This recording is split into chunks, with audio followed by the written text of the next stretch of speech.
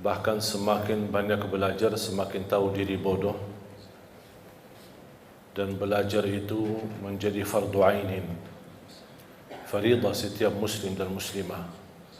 Apalagi mempelajari bagaimana kita bisa dan mampu mendekatkan diri kita kepada Allah Subhanahu wa ta'ala. Dan kedekatan kita sama Allah harus tahu ilmunya dan cara supaya kita tidak salah langkah. Dan alhamdulillah Islam merupakan agama yang sempurna, yang sudah jelas segala arahannya untuk kehidupan kita. Keluarga bersama anak kita, mencari nafkah dan rezeki, urusan ibadah, urusan sosial, kesehatan, semua sudah diatur dan disusun oleh agama kita Islam. Yang perlu kita perhatikan adalah Al-Quran.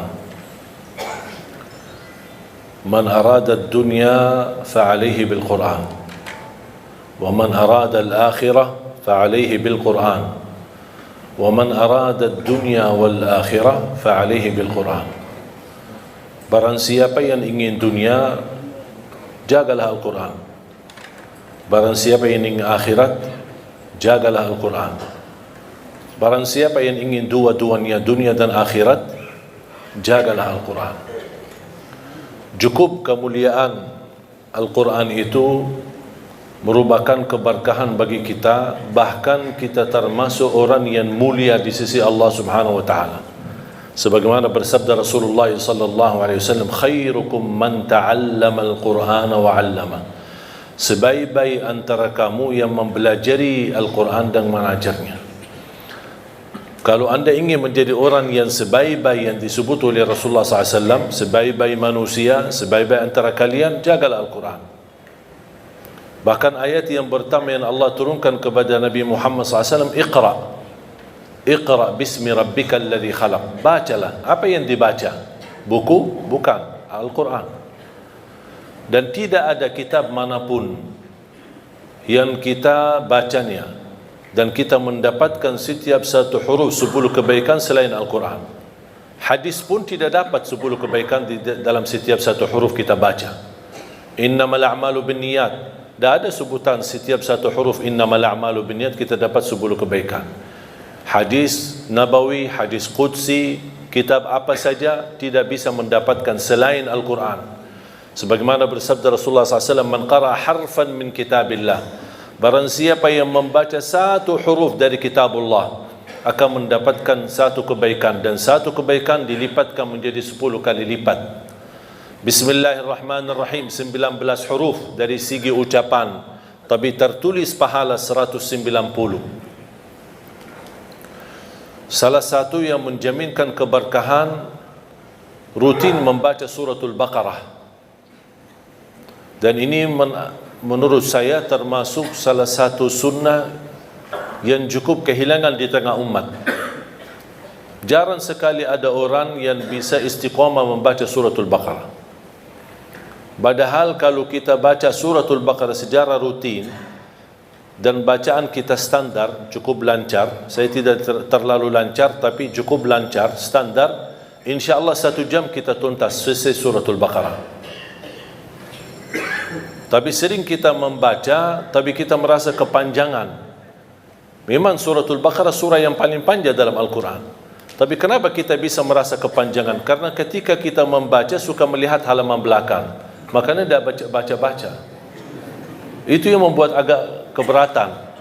Kita sudah semangat memulai. Kita ingin meraih pahala yang begitu besar. A'udzubillahi minasyaitanirrajim. Bismillahirrahmanirrahim.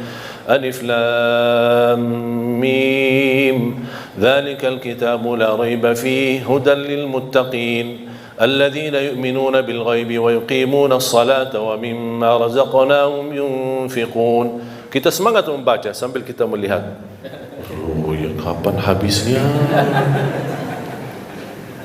Makanya itu yang membuat kita banyak malas membaca Al-Quran, karena kita ingin mengejar habisnya. Seharusnya jangan difikirkan kapan habisnya, tapi kapan mulainya. Sejauh apapun jaraknya, kalau kita tidak berlangkah tidak bakal sampai. Dan sedekat apapun Sedekat apapun, kalau kita tidak berlangkah sama sekali, tidak bakal sampai. Tapi sejauh apapun langkah kita, jarak kita, tapi kalau kita berlangkah walaupun satu, insya Allah bakal sampai. Begitu juga Al-Quran. Makanya kalau kita baca, saya nasihatkan, jangan coba-coba buka halaman belakang. Jangan coba-coba pindahkan halamannya, kecuali kalau sudah selesai halaman tersebut baru pindah. Tapi jangan hanya sebatas mau melihat, jangan. Karena itu usaha dari syaitan. Syaitan mengajak kita lihat. Buat apa lihat? Ya lihat kan mau tahu targetmu baca berapa. Oh gitu ya. Begitu kita baca, oh lumayan banyak. Datang syaitan di situ membuat kita berat. Padahal kita semangat. Tapi sifat manusia ingin menuntaskan sesuatu dengan cepat. Tidak mau lambat-lambat. Apalagi kita orang Indonesia paling suka mudah, enak, mudah diamalkan, mudah dihafal dan cepat diamalkan dan insya Allah masuk surga. Itu prinsip orang Indonesia. Dan saya sudah hafal prinsip orang Indonesia. Makanya saya bikin buku 20 amalan ringan tapi pahalanya sangat menakjubkan. Dan ini tidak laku di Arab, laku di Indonesia. Karena sudah tahu karakter orang Indonesia. Orang Indonesia tidak suka yang ribet, tidak suka yang susah. Mau yang mudah diingat, mudah dihafal, mudah diamalkan dan masuk surga. Itu kita. Makanya saya selalu mengambil cara-cara yang mudah untuk bisa kita amalkan. Di antaranya rutin kita membaca suratul Baqarah. Kalau tidak bisa diselesaikan dalam satu hari, tidak apa-apa. Boleh diteruskan, berkelanjutan. Satu hari ini berapa kita mampu, nanti besok kita lanjutkan, sampai selesai habis suratul Baqarah. Begitu habis, ulang lagi. Kenapa? Karena Rasulullah sallallahu alaihi wasallam bersabda di hadis yang sahih, "Alaikum bi suratil Baqarah, fa inna akhdhaha barakah wa tarkuha hasrah wa la tastati'uha al-batala." Ambillah suratul Baqarah, karena sesungguhnya barang siapa yang membawa suratul Baqarah dia telah membawa keberkahan. Wallahi terjamin berkah dalam segala hal. Ibadah berkah, rizki berkah, rumah tangga kita berkah, kemanapun kita pergi membawa keberkahan karena dahsyatnya suratul Baqarah. Barang siapa yang meninggalkan suratul Baqarah, kata Rasulullah, bakal nyesal. Mau enggak kira-kira jadi orang yang nyesal? Wala tastati'uha al-batala. Dahsyatnya kekuatan suratul Baqarah tidak bisa dilawan oleh syaitan. Godaan, jin, alam gaib, makhluk, godaan, gangguan. Ini semua mereka, tukang dukun, tukang sihir, tukang ramal, mereka semua tidak bisa melawan suratul Baqarah. Saking dahsyatnya dan kuatnya suratul Baqarah. Bahkan Al-Baqarah itu merupakan ruqyah untuk diri sendiri. Jangankan suratul Baqarah sendiri mulia, satu ayat di dalam suratul Baqarah, ayat kursi. Satu ayat. Sebagaimana bersabda Rasulullah SAW, "Man qara'a ayat al-kursi dubura kulli salatin laysa bainahu wa bainal jannati illa an yamut." Barang siapa yang membaca ayat kursi setiap habis salat fardu, dijamin masuk surga. Tidak ada sesuatu yang menghalanginya kecuali menunggu mati. Coba bayangkan, cuma satu ayat jaminan masuk surga. Kalau satu ayat kursi jaminan masuk surga, kira-kira gimana suratul Baqarah? Gimana lagi 30 juz Al-Quran? Makanya saya sering mengingatkan jamaah, apapun kesibukanmu, buru-buru, ada meeting, ada janji, tidak bisa bertahan lama di musalla atau di masjid, paling tidak habis istighfar, Allahumma antas salam wa minkas salam, sampai selesai, baca langsung ayat kursi. Baca langsung ayat kursi. Habis itu silahkan bobar, bebas. Terus zikir-zikir habis salat gimana? Tak apa-apa, sambil jalan. Subhanallah, subhanallah, subhanallah. Naik motor, jalan kaki, naik mobil, sambil jalan. Alhamdulillah, alhamdulillah, alhamdulillah, Allahu Akbar, Allahu Akbar. Tapi jangan sampai tertinggal ayat kursi habis salat. Jaminan masuk surga. Masa tak mau masuk surga cuman karena baca ayat kursi?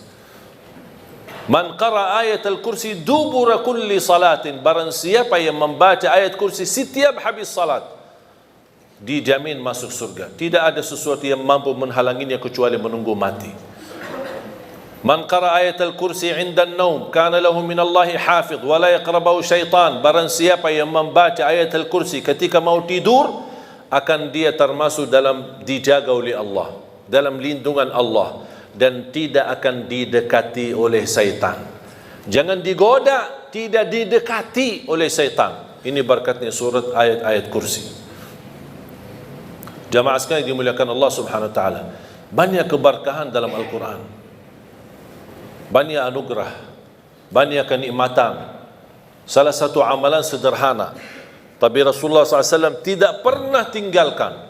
Sampai di saat sakratul maut, Rasulullah SAW masih mengamalkan. Walaupun secara fisik, karena menghadapi sakratul maut, Rasul tidak mampu mengangkat tangannya, dibantu oleh Siti Aisyah radhiyallahu anha mengangkat tangan Rasulullah SAW. Baca 3 qul di saat mau tidur, dalam kondisi duduk, menghadapi kiblat, tidak menghadapi kiblat. Dan kita baca, mulai caranya seperti Rasulullah SAW mengangkat tangannya seperti mau berdoa, tapi rapat tangan, kemudian dekati dengan mulut seperti ini. Dibacakan dalamnya 3 qul, qul huwallahu ahad, al-falaq, an-nas. Selesai, tiup 3 kali. Tiup ya, bukan meludak ya. Tiup 3 kali. Baru usap badan, dari kepala sampai ujung kaki, dari depan dan belakang. Kalau belakang sesuai kemampuan, jangan maksa-maksa. Ya, sesuai kemampuan. Kemudian habis selesai, diulang lagi seperti ini. Baca qul huwallahu ahad, al-falaq, an-nas, kemudian tiup 3 kali. Kemudian usap badan, dari kepala sampai ujung kaki, sampai 3 kali seperti ini. Qul huwallahu ahad, al-falaq, an-nas, kemudian tiup 3 kali, kemudian usap badan. Ini amalan tidak pernah Rasul tinggalkan. Sampai di sakratul maut, sudah menghadapi kematian, datangnya malaikatul maut, Rasul sudah secara fisik tidak mampu angkat tangan, saking begitu berat sakratul maut. Siti Aisyah yang temenin, Siti Aisyah mengangkat tangannya, Siti Aisyah yang mendekati tangan Rasulullah SAW dekat mulutnya Siti Aisyah. Siti Aisyah bacakan, kemudian tiup Siti Aisyah di tangan Rasulullah SAW, kemudian dia menggerakkan tangan Rasulullah SAW untuk usap badan Rasul sendiri. Kata Aisyah radhiyallahu anha, karena tangan Rasulullah jauh lebih berkah daripada tanganku, makanya Siti Aisyah menggunakan tangan Nabi Muhammad SAW.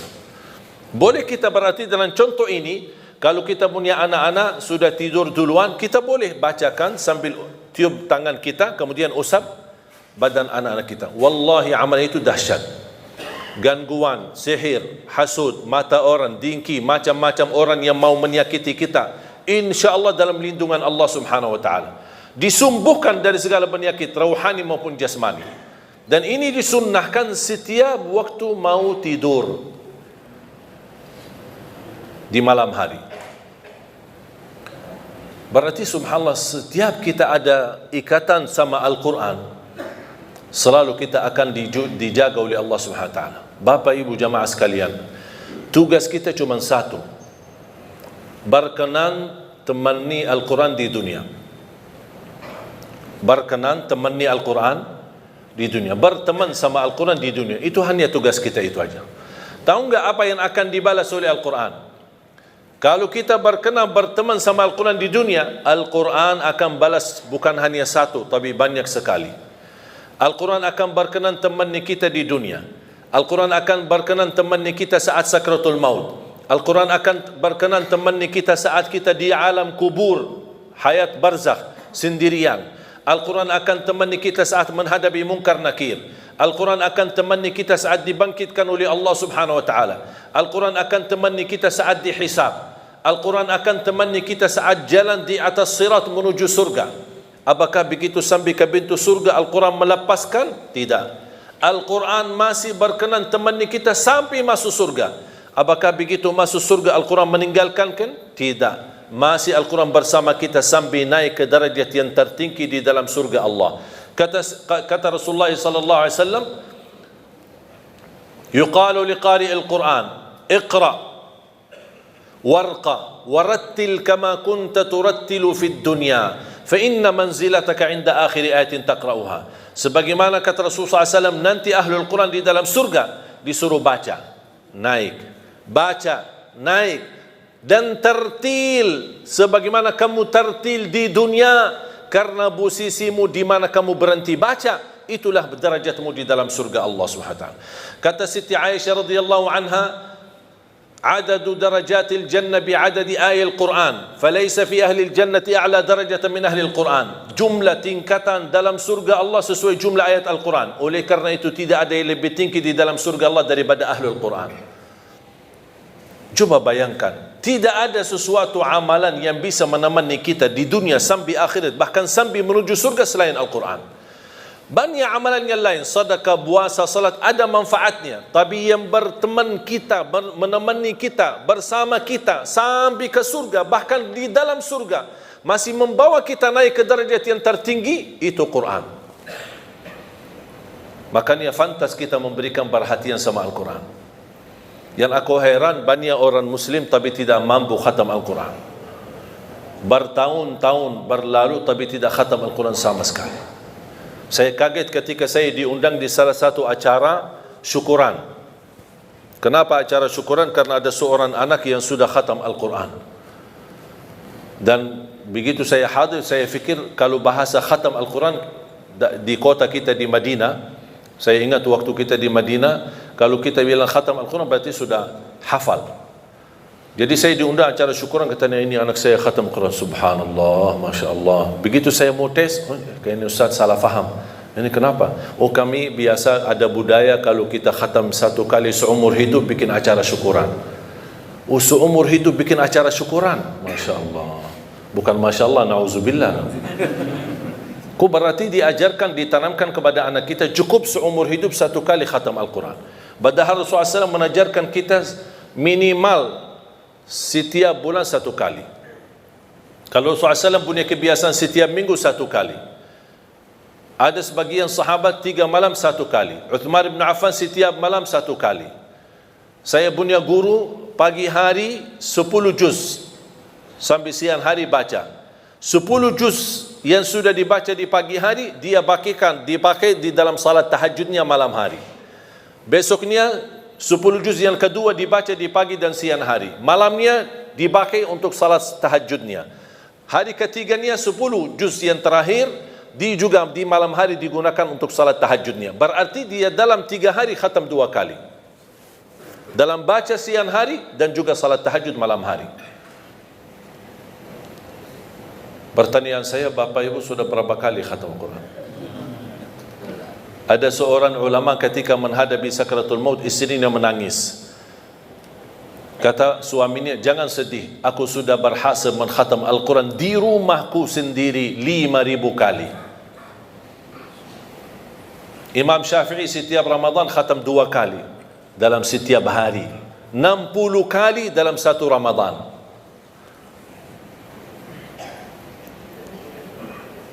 Kira-kira ada target enggak kita khatam Al-Quran? Banyak orang beralasan, saya sebenarnya ingin khatam Al-Quran, tapi saya tidak faham.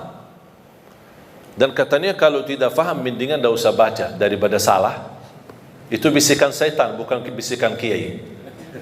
Ini syaitan yang berkata itu. Membaca Al-Quran sampai khatam, walaupun tidak faham sama sekali, boleh. Membaca Al-Quran walaupun tidak baca terjemahannya sama sekali, saya jawab, boleh. Membaca Al-Quran walaupun tidak menhayati isinya sama sekali, saya jawab, boleh.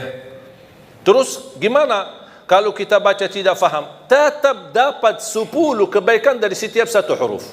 Itu dapat. Terus kalau kita mau lebih daripada 10 kebaikan, kalau kita baca dan faham, oh lebih tinggi lagi pahalanya. Kalau kita menhayati, oh jauh lebih mulia lagi pahalanya. Kalau kita menamalkan, oh lagi jauh lebih besar mulianya di sisi Allah SWT. Kalau tidak bisa semuanya, jangan tinggalkan semuanya. Oh ternyata aku orang awam cuma bisa baca, alhamdulillah, tidak rugi, dapat setiap satu huruf 10 kebaikan. Kira-kira mudah enggak kita khatam Al-Quran setiap bulan 1 kali? Kira-kira mudah enggak? Pak, mudah enggak? Jangan ngantuk dulu Pak. 1 bulan 1 kali, bisa? Kira-kira bisa enggak? Saya kasih cara mudah. 1 hari 1 juz, 30 hari 30 juz.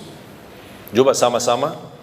1 hari 1 juz, 30 hari 30 juz. Lagi? 1 hari 1 juz, 30 hari 30 juz. Lagi? 1 hari 1 juz, 30 hari 30 juz. enteng kan? Enteng banget. Pakai banget lagi. Mudah sekali, tidak sulit. Tahu nggak Bapak Ibu kita butuh berapa lama untuk khatam satu kali? Pernah nggak Anda coba? Saya pernah coba. Pakai HP dan timer. Habis subuh saya baca dari Al-Baqarah, Al-Fatihah, Al-Baqarah dan seterusnya sampai zuhur. Tiba waktu zuhur saya off timer. Salat zuhur, habis zuhur on timer, lanjut.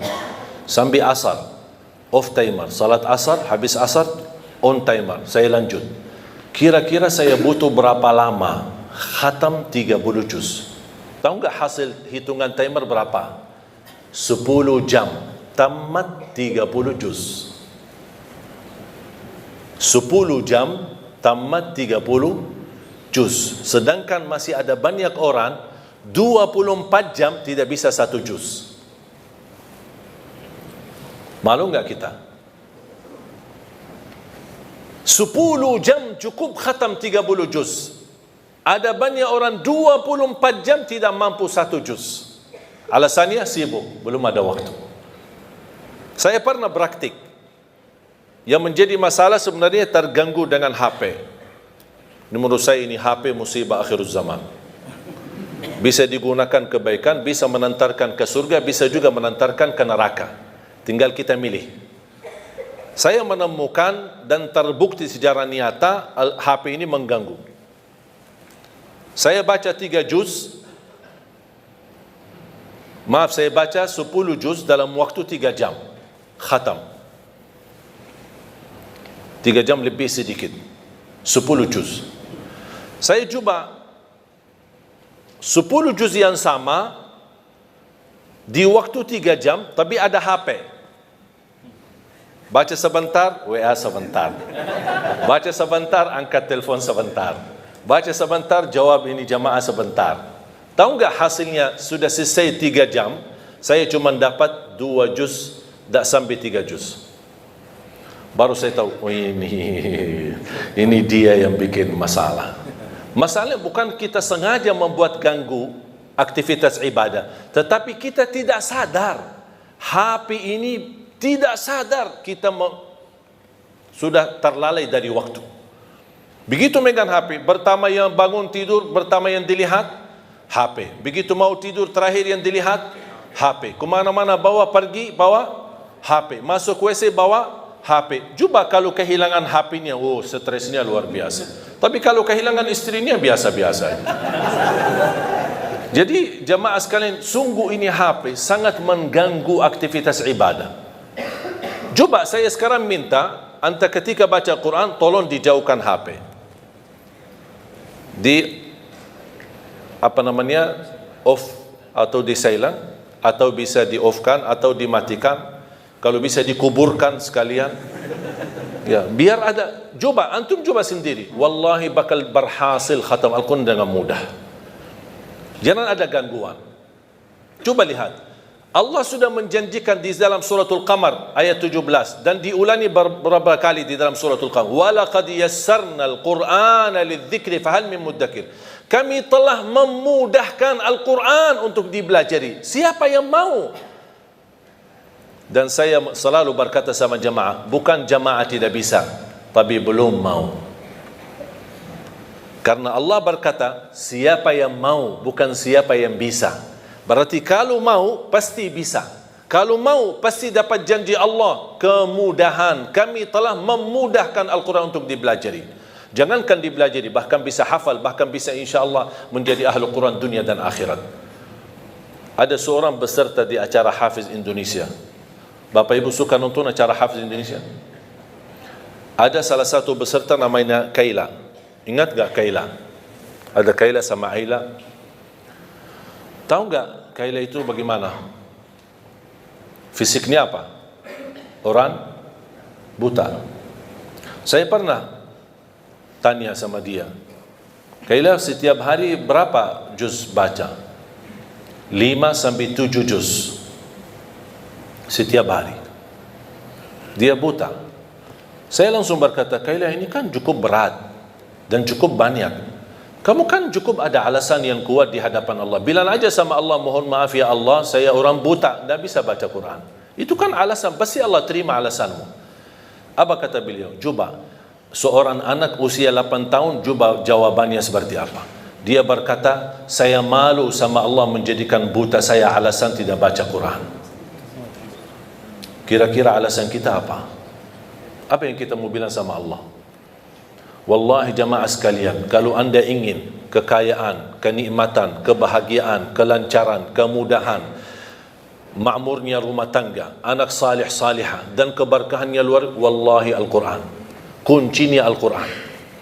Jagalah Al-Quran, perhatikan Al-Quran. Segala aktivitas Al-Quran. Sedekahnya pun untuk program Al-Quran. Di mana ada program, misal di PT ini, di Indosat ini ada program Al-Quran, ayo dukun program Al-Quran, dukun program tahfiznya. Kenapa? Wallahi berkahnya luar biasa. Dan segala aktivitas program Al-Quran di sini atau dimanapun yang anda dukun, yang anda sedekahin, yang anda nafkahin, yang anda bina dan pimpin, insyaAllah keberkahannya menalir sampai hari kiamat. Walaupun kita meninggal dunia, selama program ini masih jalan, anak-anak masih ngaji, Allah berikan pahalanya sampai hari kiamat. Coba bayangkan karunia Allah subhanahu wa ta'ala. Makanya saya selalu berkata, kalau anda tidak berhasil menjadi penghafal Al-Quran, jangan gagalkan anakmu. Kalau itu pun tidak berhasil, jangan gagalkan hartamu membina program Al-Quran. Supaya apa? Supaya hari kiamat kita datang, dari segi harta kita berkata, ya Allah, mohon maaf saya tidak bisa menjadi penghafal Al-Quran, saya tidak bisa jadikan anakku penghafal Al-Quran, tapi hartaku jadi saksi baik untuk Al-Quran. Mudah-mudahan kita bergabung bersama Ahlul Quran di akhirat. Amin.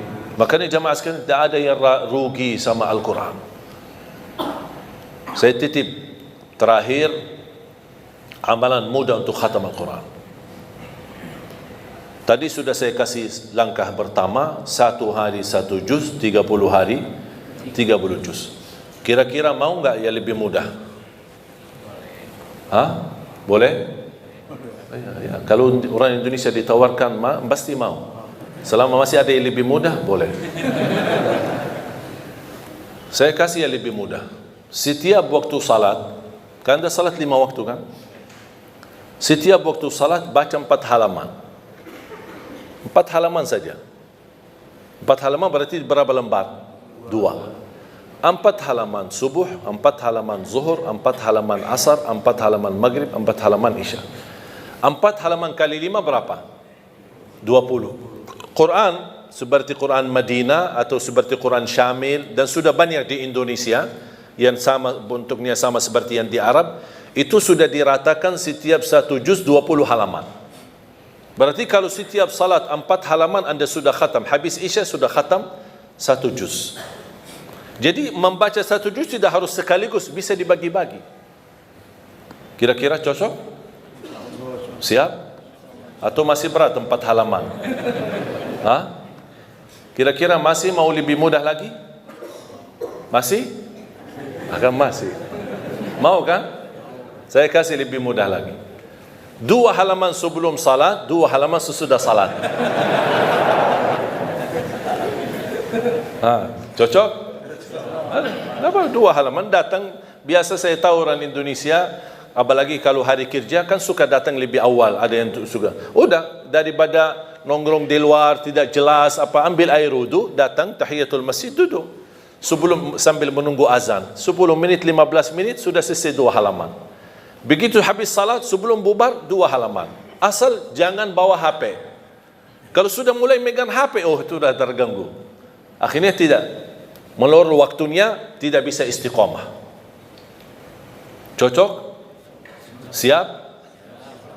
Saya tidak akan tanya bisa, karena saya yakin bisa. Yang saya tanya, mau atau tidak? Kalau mau, pasti bisa. Mau lebih mudah lagi?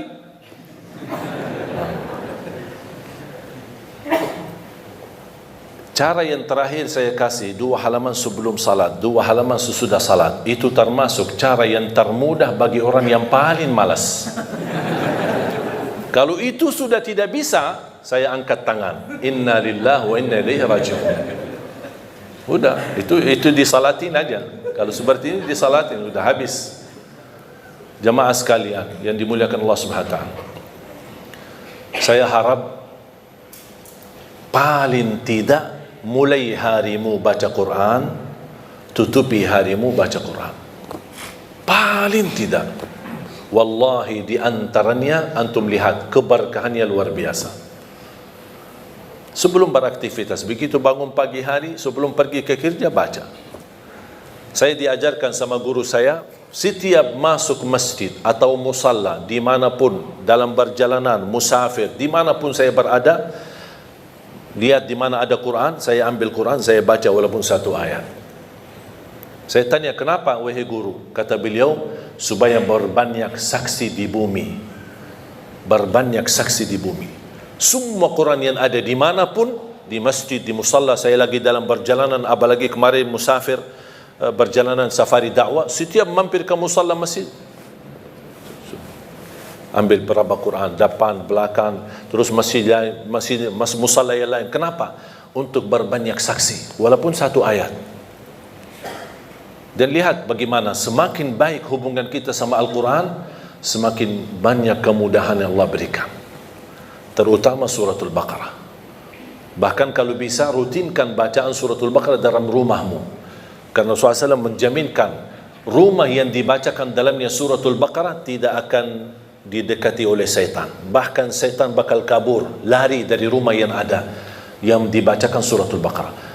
Al-baitul ladzi tuqra'u fihi suratul Baqarah yafirru syaitanu minh atau yanfiru syaitanu minh. Rumah yang di dalamnya dibacakan suratul Baqarah, syaitan bakal kabur.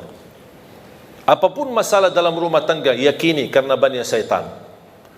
Bagaimana bisa mengganti syaitan dihadiri oleh malaikat, syaitan diusir dan malaikat yang hadir? Baca suratul Baqarah dalam rumah kita. Itu dirutinkan. Dan suratul Baqarah sendiri akan menjadi naungan nanti di hari kiamat. Suratul Baqarah menjadi naungan. Allah jadikan awan di hari kiamat untuk melindungi semua orang-orang yang mencintai suratul Baqarah di dunia. Sungguh Al-Baqarah luar biasa. Mudah-mudahan Al-Baqarah ini dan suratul Quran, ayat Al-Kursi dan surah-surah Al-Quran membawa keberkahan bagi kita semua. Mudah-mudahan saya doakan semoga jemaah semua yang hadir menjadi ahlul Quran, penhafal Al-Quran, berakhlak-akhlakul Quran, para pencinta Al-Quran, dan bersama keluarga menjadi keluarga dan keturunan penhafal Al-Quran. Yang besok anak-anak kita yang menghadiahkan mahkota untuk orang tuanya, yang bisa mengangkat dan membawa syafaat untuk kita semua Al-Quran. Amin ya rabbal alamin. Semoga bisa berikan bermanfaat. Semoga semua yang hadir bisa semangat istiqamah membaca Al-Quran, dirutinkan walaupun sedikit demi sedikit, tetapi istiqamah jauh lebih banyak daripada terputus. Mudah-mudahan kita mampu istiqamah walaupun minimal. Mulai harimu baca Quran, tutupi harimu dengan membaca Al-Quran. Barang siapa yang ingin bicara sama Allah, jagalah salat. Barang siapa yang ingin mendengar Allah berbicara, jagalah Al-Quran. Semoga bermanfaat. Kurang lebihnya mohon maaf. Wabillahi taufiq wal hidayah.